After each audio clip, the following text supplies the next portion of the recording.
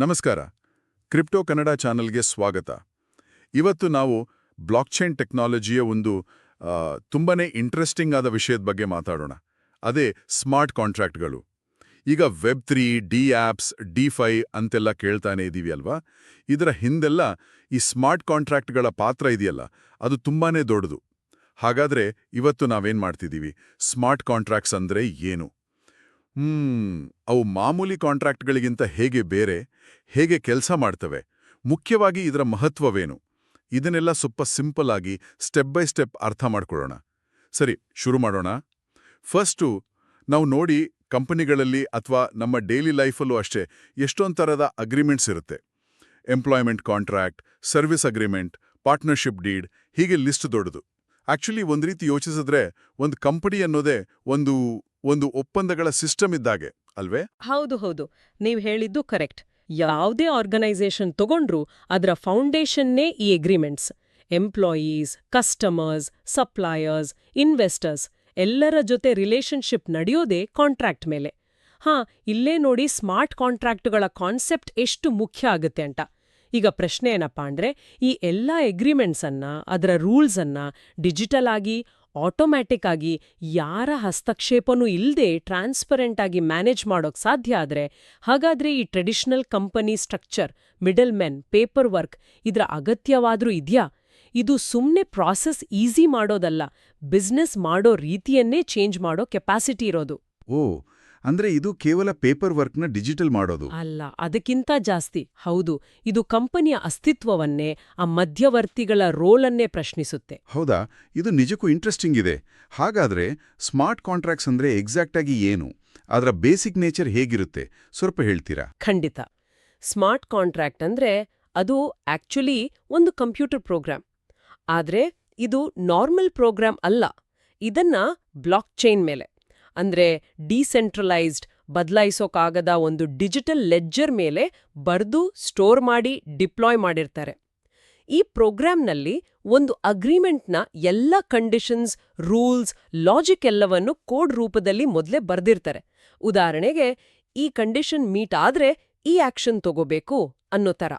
ಇದರ ಸ್ಪೆಷಾಲಿಟಿ ಏನಂದ್ರೆ, ಒಮ್ಮೆ ಬ್ಲಾಕ್ಚೈನ್ ಮೇಲೆ ಡಿಪ್ಲಾಯ್ ಆದ್ಮೇಲೆ ಆ ಅಗ್ರಿಮೆಂಟ್ನ ಕಂಡೀಷನ್ಸ್ ಮೀಟ್ ಆದಾಗ, ಅಂದ್ರೆ ಆ ಕಂಡೀಷನ್ ಸ್ಯಾಟಿಸ್ಫೈ ಆದಾಗ, ಈ ಪ್ರೋಗ್ರಾಮ್ ತಾನಾಗಿಯೇ ಆ ಆಕ್ಷನ್ ಅನ್ನ ಮಾಡ್ಬಿಡುತ್ತೆ. ಸೆಲ್ಫ್ ಎಕ್ಸಿಕ್ಯೂಟಿಂಗ್ ಅಂತ ಹೇಳ್ತೀವಲ್ಲ ಹಾಗೆ. ಇದಕ್ಕಾಗಿ ಲಾಯರ್, ಬ್ಯಾಂಕ್ ಅಥವಾ ಬೇರೆ ಯಾರದೇ ಪರ್ಮಿಷನ್ ಬೇಕಾಗಿಲ್ಲ. ಮಧ್ಯವರ್ತಿಗಳ ಅವಶ್ಯಕತೆನೇ ಇರೋದಿಲ್ಲ. ಅಗ್ರಿಮೆಂಟ್ನ ರೂಲ್ಸ್ ಅದೇ ಅದನ್ನ ಎನ್ಫೋರ್ಸ್ ಮಾಡತ್ತೆ. ಹಾಗಾದ್ರೆ ಇದನ್ನ ಒಂದು ರೀತಿ ಡಿಜಿಟಲ್ ವೆಂಡಿಂಗ್ ಮಷಿನ್ ತರ ಅನ್ಕೋಬೋದಾ? ನಾವು ಕರೆಕ್ಟಾಗಿ ಕಾಸು ಹಾಕಿ ಬಟನ್ ಒತ್ತಿದ್ರೆ ಅದು ಆಟೋಮೆಟಿಕ್ ಆಗಿ ನಮ್ಗೆ ಬೇಕಾದ ಪ್ರಾಡಕ್ಟ್ ಕೊಡ್ತಲ್ಲ, ಹಾಗೆ ಅಲ್ಲಿ ಯಾರೂ ಮಧ್ಯ ಬಂದು ಚೆಕ್ ಮಾಡಲ್ಲ ಅಲ್ವಾ?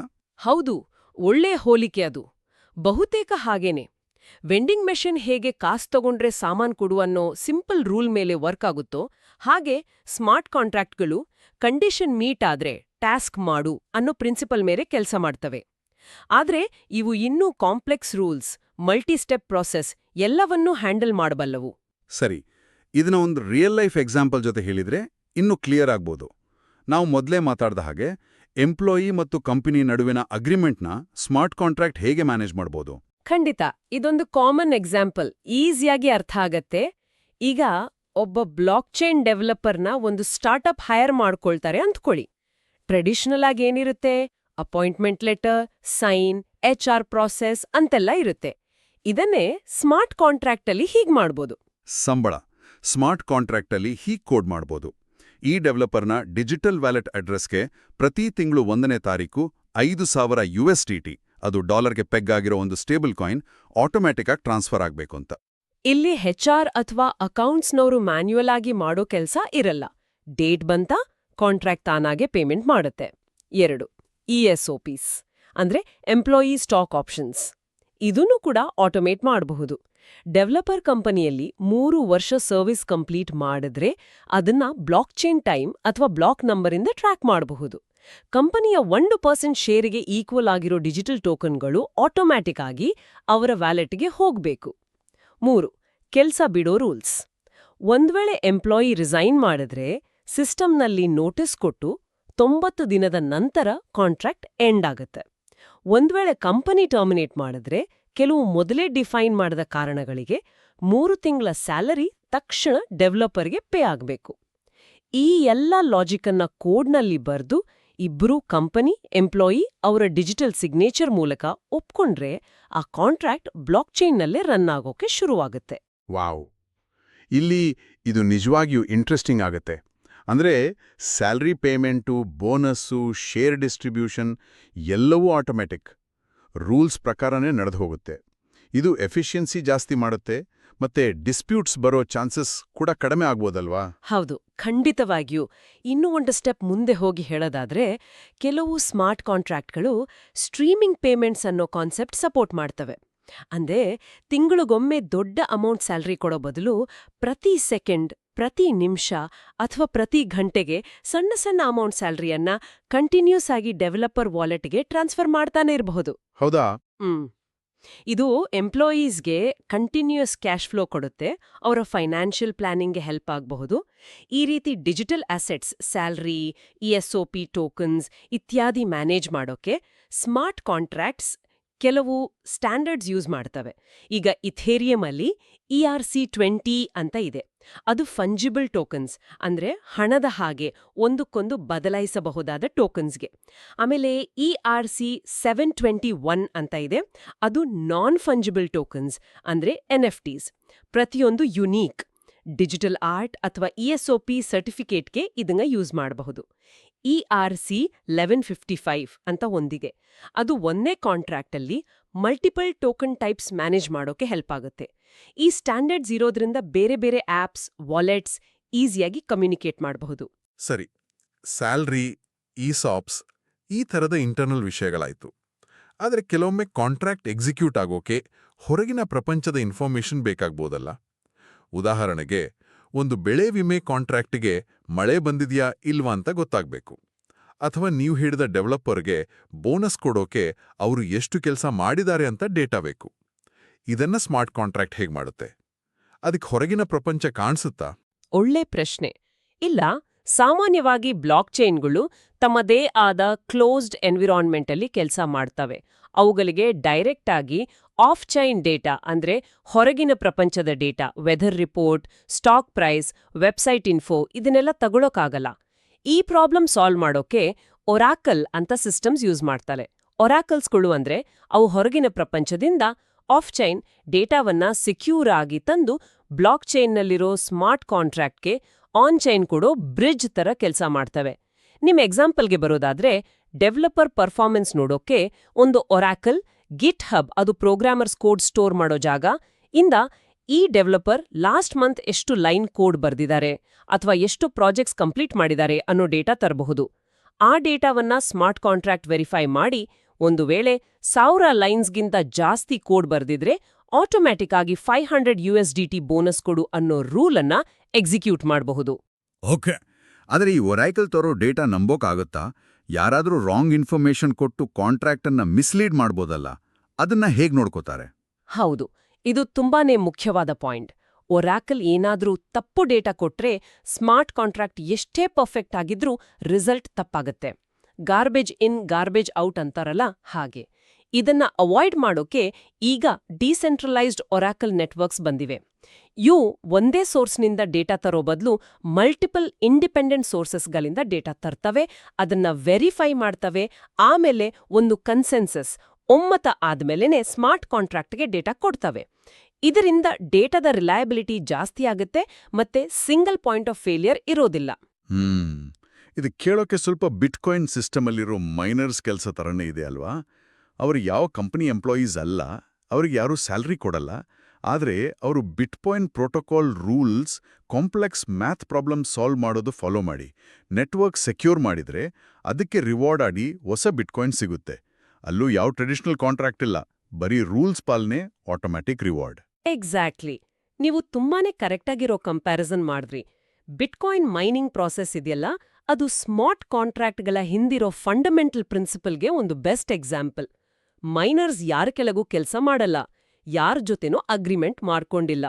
ಆದ್ರೆ ಅವರು ತಮ್ಮ resources, electricity, computing power use ಮಾಡಿ ಪ್ರೋಟೋಕಾಲ್ನ rules, proof of work, successful ಆಗಿ ಫಾಲೋ ಮಾಡಿದ್ರೆ ಅವರಿಗೆ ಆಟೋಮ್ಯಾಟಿಕ್ ಆಗಿ ಬಿಟ್ಕಾಯಿನ್ ಸಿಗುತ್ತೆ. ಇದು purely rule based automated system. Smart ಕಾಂಟ್ರಾಕ್ಟ್ಗಳು ಇದೇ ಪ್ರಿನ್ಸಿಪಲ್ ಅನ್ನ ಅಂದ್ರೆ ರೂಲ್ಸ್ ಅನ್ನ ಕೋಡ್ನಲ್ಲಿ ಬರೆದು ಅವು ಪಾಲನೆ ಆಗ್ತಿದೆಯಾ ಇಲ್ವಾ ಅಂತ ಆಟೋಮ್ಯಾಟಿಕ್ ಆಗಿ ವೆರಿಫೈ ಮಾಡಿ ಸೆಲ್ಫ್ ವೆರಿಫೈಯಿಂಗ್, ಪಾಲನೆ ಆದ್ರೆ ಒಪ್ಕೊಂಡಿರೋ ರಿಸಲ್ಟ್ ಅನ್ನ ಆಟೋಮ್ಯಾಟಿಕ್ ಆಗಿ ಎಕ್ಸಿಕ್ಯೂಟ್ ಮಾಡೋದು ಸೆಲ್ಫ್ ಎಕ್ಸಿಕ್ಯೂಟಿಂಗ್. ಇದನ್ನ ಯಾವುದೇ ತರದ ಅಗ್ರಿಮೆಂಟ್ಗೆ ಅಪ್ಲೈ ಮಾಡ್ತವೆ. ಇಲ್ಲಿ ಟ್ರಸ್ಟ್ ಅಥವಾ ನಂಬಿಕೆ ಅನ್ನೋದು ವ್ಯಕ್ತಿಗಳ ಮೇಲೆ ಅಥವಾ ಸಂಸ್ಥೆಗಳ ಮೇಲೆ ಡಿಪೆಂಡ್ ಆಗಿರಲ್ಲ, ಬದಲಾಗಿ ಮ್ಯಾಥ್ಸ್, ಕ್ರಿಪ್ಟೋಗ್ರಫಿ ಮತ್ತೆ ಕೋಡ್ ಮೇಲೆ ಡಿಪೆಂಡ್ ಆಗಿರುತ್ತೆ. ರೂಲ್ಸ್ ಫಾಲೋ ಆದ್ರೆ ರಿಸಲ್ಟ್ ಗ್ಯಾರಂಟಿ. ಇಲ್ಲಿ ಹ್ಯೂಮನ್ ಇಂಟರ್ವೆನ್ಷನ್, ಡಿಸ್ಕ್ರಿಷನ್ ಅಥವಾ ಬಯಾಸ್ಗೆ ಜಾಗ ತುಂಬಾನೇ ಕಡಿಮೆ. ಹೋ, ಹಾಗಾದ್ರೆ ನಂಬಿಕೆ ಅನ್ನೋದು ಶಿಫ್ಟ್ ಆಗ್ತಿದೆ ವ್ಯಕ್ತಿಯಿಂದ ಕೋಡ್ಗೆ. ಇದೊಂದು ದೊಡ್ಡ ಚೇಂಜ್. ಸರಿ, ಈ ಸ್ಮಾರ್ಟ್ ಕಾಂಟ್ರಾಕ್ಟ್ಗಳು ಈಗ ಎಲ್ಲಿ ಸಿಗ್ತವೆ? ಮೊದಲು ಎಥೇರಿಯಂ ಅಂತ ಕೇಳಿದ್ವಿ, ಈಗ ಬೇರೆ ಪ್ಲಾಟ್ಫಾರ್ಮ್ಸ್ ಕೂಡ ಇವ್ಯಾ? ಖಂಡಿತ. ಸ್ಮಾರ್ಟ್ ಕಾಂಟ್ರಾಕ್ಟ್ ಕಾನ್ಸೆಪ್ಟ್ ಅನ್ನ ಮೊದಲು ದೊಡ್ಡ ಮಟ್ಟದಲ್ಲಿ ಇಂಪ್ಲಿಮೆಂಟ್ ಮಾಡಿ ಪಾಪ್ಯುಲರ್ ಮಾಡಿದ್ದು ಎಥೀರಿಯಂ ಬ್ಲಾಕ್ ಚೈನ್. ಅವರೇ ಇದನ್ನ ವರ್ಲ್ಡ್ ಕಂಪ್ಯೂಟರ್ ತರಹ ನೋಡಿದ್ದು. ಆದ್ರೆ ಈಗ ಸಿಚುಯೇಷನ್ ತುಂಬಾನೇ ಬದಲಾಗಿದೆ. ಎಥೀರಿಯಂ ಇನ್ನೂ ತುಂಬಾ ಇಂಪಾರ್ಟೆಂಟ್ ಪ್ಲಾಟ್ಫಾರ್ಮ್, ಆದ್ರೆ ಸ್ಮಾರ್ಟ್ ಕಾಂಟ್ರಾಕ್ಟ್ ಸಪೋರ್ಟ್ ಮಾಡೋ ಬೇರೆ ಬೇರೆ ಸ್ಟ್ರಾಂಗ್ ಬ್ಲಾಕ್ ಚೈನ್ಗಳು ಬಂದಿವೆ. ಉದಾಹರಣೆಗೆ ಸುಲಾನಾ ತಗೊಂಡ್ರೆ ಅದು ಸ್ಪೀಡ್ ಮತ್ತೆ ಲೋ ಫೀಸ್ಗೆ ಫೇಮಸ್. ಬೈನಾನ್ಸ್ ಸ್ಮಾರ್ಟ್ ಚೈನ್ ಕೂಡ ದೊಡ್ಡ ಯೂಸರ್ ಬೇಸ್ ಹೊಂದಿದೆ. ಕಾರ್ಡಾನೋ ಅದರ ರಿಸರ್ಚ್ ಡ್ರಿವನ್ ಅಪ್ರೋಚ್ಗೆ ಹೆಸರುವಾಸಿ. ಪೋಲ್ಕಡಾಟ್, ಕಾಸ್ಮೋಸ್ ಇವೆಲ್ಲ ಬೇರೆ ಬೇರೆ ಬ್ಲಾಕ್ ಚೈನ್ಗಳನ್ನ ಕನೆಕ್ಟ್ ಮಾಡೋಕೆ ಇಂಟರ್ ಆಪರೇಬಿಲಿಟಿ ಫೋಕಸ್ ಮಾಡ್ತವೆ. ಅವಲಾನ್ಸ್ ಕೂಡ ಸ್ಪೀಡ್ ಮತ್ತು ಸ್ಕೇಲೆಬಿಲಿಟಿಗೆ ಪಾಪ್ಯುಲರ್. ಇದರ ಜೊತೆಗೆ ಎಥೀರಿಯಂ ಸ್ಕೇಲೆಬಿಲಿಟಿ ಪ್ರಾಬ್ಲಮ್ ಸಾಲ್ವ್ ಮಾಡೋಕೆ ಪಾಲಿಗಾನ್, ಆರ್ಬಿಟ್ರಮ್, ಆಪ್ಟಿಮಿಸಮ್ ತರಹದ ಲೇಯರ್ 2 ಸೊಲ್ಯೂಷನ್ಸ್ ತುಂಬಾನೇ ಬಂದಿವೆ. ಇವೆಲ್ಲವೂ ಸ್ಮಾರ್ಟ್ ಕಾಂಟ್ರಾಕ್ಟ್ ಫಂಕ್ಷನಾಲಿಟಿ ಕೊಡ್ತವೆ. ವಾವ್! ಅಂದ್ರೆ ಈಗ ಡೆವಲಪರ್ಸ್ಗೆ ಚಾಯ್ಸ್ ಜಾಸ್ತಿ ಇದೆ. ಹೌದು, ಡೆವಲಪರ್ಸ್ಗೆ ತಮ್ಮ ಪ್ರಾಜೆಕ್ಟ್ನ needs, speed, security, decentralization, cost ಇತ್ಯಾದಿ ಪ್ರಕಾರ ಸೂಟ್ ಆಗೋ ಪ್ಲಾಟ್ಫಾರ್ಮ್ ಚೂಸ್ ಮಾಡೋಕೆ ತುಂಬಾ ಆಪ್ಷನ್ಸ್ ಇದೆ. ಇದರ ಡೈರೆಕ್ಟ್ ಎಫೆಕ್ಟ್ ಏನು ಅಂದ್ರೆ defy, finance, gaming, digital identity, supply chain management ಹೀಗೆ ತುಂಬಾ ಫೀಲ್ಡ್ಗಳಲ್ಲಿ ಸ್ಮಾರ್ಟ್ ಕಾಂಟ್ರಾಕ್ಟ್ ಯೂಸೇಜ್ ಜಾಸ್ತಿ ಆಗ್ತಿದೆ. ಮತ್ತೆ ಪೇಪರ್ ಬೇಸ್ಡ್ ಮಿಡಲ್ಮೆನ್ ಡಿಪೆಂಡೆಂಟ್ ಪ್ರೊಸೆಸ್ಗಳು ಕಡಿಮೆ ಆಗ್ತಿವೆ. ಮತ್ತೆ ಅದೇ ಪ್ರಶ್ನೆಗೆ ಬಂದ್ರೆ ಇಡೀ ಒಪ್ಪಂದಗಳ ನೆಟ್ವರ್ಕನ್ನೇ ಕೋಡಿಂದ ಮ್ಯಾನೇಜ್ ಮಾಡ್ಬೋದಾದ್ರೆ ಫಾರ್ಮಲ್ ಆರ್ಗನೈಸೇಷನ್ನ ಅಗತ್ಯವಾದ್ರೂ ಏನು? ಇದು ಫ್ಯೂಚರ್ನಲ್ಲಿ ಆರ್ಗನೈಸೇಷನ್ಸ್ ಹೇಗಿರುತ್ತೆ ಅನ್ನೋದನ್ನೇ ಚೇಂಜ್ ಮಾಡ್ಬೋದು. ಇದು ನಿಜಕ್ಕೂ ಬರೀ ಟೆಕ್ನಾಲಜಿಕಲ್ ಇಂಪ್ರೂವ್ಮೆಂಟ್ ಅಲ್ಲ, ಒಂದು ಪ್ಯಾರಡೈಲ್ ಶಿಫ್ಟ್ ಥರ ಕಾಣಿಸ್ತಿದೆ. ಸರಿ, ಈ ಸ್ಮಾರ್ಟ್ ಕಾಂಟ್ರಾಕ್ಟ್ಗಳನ್ನು ಬರೆಯೋದು ಹೇಗೆ, ಅವುಗಳನ್ನ ಎಲ್ಲಿ ಸ್ಟೋರ್ ಮಾಡ್ತಾರೆ, ಮತ್ತು ಮೋಸ್ಟ್ ಇಂಪಾರ್ಟೆಂಟ್ಲಿ ಅವು ಎಷ್ಟು ಸೇಫ್? ಸ್ಮಾರ್ಟ್ ಕಾಂಟ್ರಾಕ್ಟ್ಸ್ ಬರೆಯೋಕೆ ಸ್ಪೆಷಲ್ ಪ್ರೋಗ್ರಾಮಿಂಗ್ ಲ್ಯಾಂಗ್ವೇಜಸ್ ಇವೆ. ಎಥೀರಿಯಂ ಎಕೋಸಿಸ್ಟಮ್ ಅಲ್ಲಿ ತುಂಬಾನೇ ಪಾಪ್ಯುಲರ್ ಅಂದ್ರೆ ಸಾಲಿಡಿಟಿ. ಇದು ಸ್ವಲ್ಪ ಜಾವಾ ಸ್ಕ್ರಿಪ್ಟ್ ತರಹ ಇರುತ್ತೆ. ಇದರ ಜೊತೆ ವೈಪರ್ ಅಂತ ಇನ್ನೊಂದು ಪೈಥಾನ್ ಸ್ಟೈಲ್ ಲ್ಯಾಂಗ್ವೇಜ್ ಕೂಡ ಇದೆ. ಬೇರೆ ಬ್ಲಾಕ್ ಚೈನ್ಗಳಲ್ಲಿ ಸೊಲಾನಾ, ಪೋಲಿಕಡಾಟ್ ಅಲ್ಲೆಲ್ಲ ರಸ್ಟ್ ಲ್ಯಾಂಗ್ವೇಜ್ ಜಾಸ್ತಿ ಯೂಸ್ ಮಾಡ್ತಾರೆ. ಡೆವಲಪರ್ಸ್ ಈ ಲ್ಯಾಂಗ್ವೇಜಲ್ಲಿ ಕಾಂಟ್ರಾಕ್ಟ್ ಲಾಜಿಕ್ ಬರೆದು ಅದನ್ನ ಕಂಪೈಲ್ ಮಾಡಿ ಕಂಪ್ಯೂಟರ್ಗೆ ಅರ್ಥ ಆಗೋ ಬೈಟ್ ಕೋಡ್ಗೆ ಕನ್ವರ್ಟ್ ಮಾಡಿ ಆಮೇಲೆ ಅದನ್ನ ಆಯಾ ಬ್ಲಾಕ್ ಚೈನ್ ಮೇಲೆ ಡಿಪ್ಲಾಯ್ ಮಾಡ್ತಾರೆ. ಒಮ್ಮೆ ಡಿಪ್ಲಾಯ್ ಆದ್ಮೇಲೆ ಆ ಸ್ಮಾರ್ಟ್ ಕಾಂಟ್ರಾಕ್ಟ್ ಬ್ಲಾಕ್ ಚೈನ್ ನೆಟ್ವರ್ಕಲ್ಲಿರೋ ಸಾವಿರಾರು ನೋಡ್ಸ್, ಕಂಪ್ಯೂಟರ್ಸ್ ಅಲ್ಲಿ ಕಾಪಿಯಾಗಿ ಸ್ಟೋರ್ ಆಗುತ್ತೆ. ಅದಕ್ಕೊಂದು ಯುನೀಕ್ ಅಡ್ರೆಸ್ ಸಿಗುತ್ತೆ. ಇನ್ನು ಸೆಕ್ಯೂರಿಟಿ ವಿಷಯಕ್ಕೆ ಬಂದ್ರೆ ಬ್ಲಾಕ್ ಚೈನ್ನ ಫಂಡಮೆಂಟಲ್ ನೇಚರ್ ಏನು? ಡಿಸೆಂಟ್ರಲೈಸೇಷನ್ ಮತ್ತೆ ಕ್ರಿಪ್ಟೋಗ್ರಾಫಿಕ್ ಹ್ಯಾಶಿಂಗ್.